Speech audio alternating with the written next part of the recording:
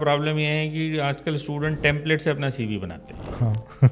तो उनको ये मालूम ही नहीं रहता कि रेज्यूमे में लिखा क्या है। कैरियर ऑब्जेक्टिव भी कंप्यूटर डिफाइन करके दे देता है। अब जब इंटरव्यू में उससे पूछा जाता है tell me your career objective, तो वो बोलता है I wanted to be a quality engineer, और रेज्यूमे में लिखा है जावा प्रोग्रामर। ये मिसमैच हो गया। रेज्यूमे अपने हाथ से बनाना चाहिए। वो जो 62 क्वेश्चंस पढ़ो, बच्चों को अपनी पूरी ऑटोबायोग्राफी लिखनी चाहिए, बचपन से लेकर अभी तक क्या क्या हुआ जिंदगी में, क्या अच्छा हुआ, क्या बुरा हुआ, क्या नहीं हुआ और क्या होना चाहिए। इस ऑटोबायोग्राफी के इर्द गिर्द घूमेगा रेज्यूमे। तो अगर बच्चे को किसी को रेज्यूमे बनाना है, वो सबसे पहले रोज रात को 1 घंटा शांति से बैठे और अपनी जीवनी लिखे। अपनी जीवनी लिखेगा तो रेज्यूमे बना पाएगा। वो अभी कॉपी पेस्ट कर देते हैं। कभी कभी तो ऐसा भी होता है कि फादर्स नेम भी कॉपी पेस्टेड हो जाता है, जेंडर भी कॉपी पेस्ट हो जाता है। मैरिटल स्टेटस में बैचलर्स की जगह मैरिड लिखा हुआ है, फादर्स नेम भी सेम है, डेट ऑफ बर्थ भी सेम हो जाता है। एक ही कंपनी अगर 3 बार कैंपस के लिए आ रही है तो आपको 3 बार रेज्यूमे बनाना पड़ेगा, क्योंकि वो तीनों जॉब प्रोफाइल अलग अलग है। कंपनी के ऑब्जेक्टिव, मिशन, गोल्स और जॉब प्रोफाइल में से एक्शन वर्ब्स निकालो, उन एक्शन वर्ब्स को अपने कैरियर ऑब्जेक्टिव में डालो। तो जब मैं 10 साल से किसी कंपनी में काम कर रहा हूं और मैं उसमें पढ़ूंगा कि I want to be an innovative leader, तो अगर मेरी कंपनी का मिशन होगा इनोवेशन विद लीडरशिप, तो ऑटोमेटिकली मैं इंटरेस्टेड रहूंगा आपसे बात करने के लिए। मैच करेगी, matching the profiles, match making है। तो वो एक होमवर्क करना पड़ता है। तो resume is a very critical part.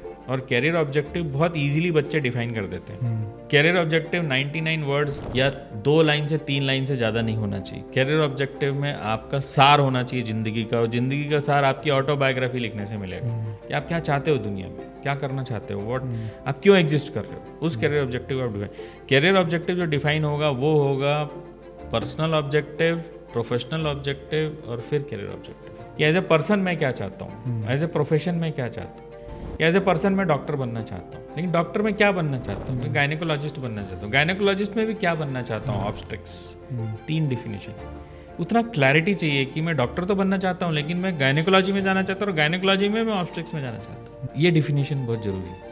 हर कोई बोलता है कि मैं इंजीनियर तो बनना चाहता हूँ, लेकिन किस चीज़ के इंजीनियर बनना चाहते हो। सॉफ्टवेयर में जाना चाहते हो, सॉफ्टवेयर डेवलपमेंट लाइफ साइकिल की 5 स्टेप्स हैं। उन 5 स्टेप्स में आप कौन सा जॉब करोगे वो तो डिफाइन कर लो आप, उससे आप अपनी स्किल मैच कर लो, उससे कैरेक्टरिस्टिक्स डेवलप कर लो, आपको मिल जाएगी। SDLC डिफाइन कर लो आप, सॉफ्टवेयर डेवलपमेंट लाइफ साइकिल। हर जगह यही है। अगर आप मैकेनिकल कर रहे हो तो आप मैन्युफैक्चरिंग में जाना चाहते हो, प्रोडक्शन में जाना चाहते हो, सप्लाई चेन में जाना चाहते हो, क्वालिटी में जाना चाहते हो, इन्वेंट्री में जाना चाहते हो, प्रोडक्शन प्लानिंग कंट्रोल में जाना चाहते हो, किस में जाना चाहते हो, उसे डेवलप कर लो। ये हम सोचते नहीं। हम एक वो भेड़ चाल में चल रहे हैं कि हाँ ठीक है डिग्री कर ली तो नौकरी मिल जाएगी। नौकरी कभी खुद करके नहीं आएगी, उसको खुद चलाने के लिए आपको अपने आप को बनाना पड़ेगा, तो नौकरी चल के आएगी।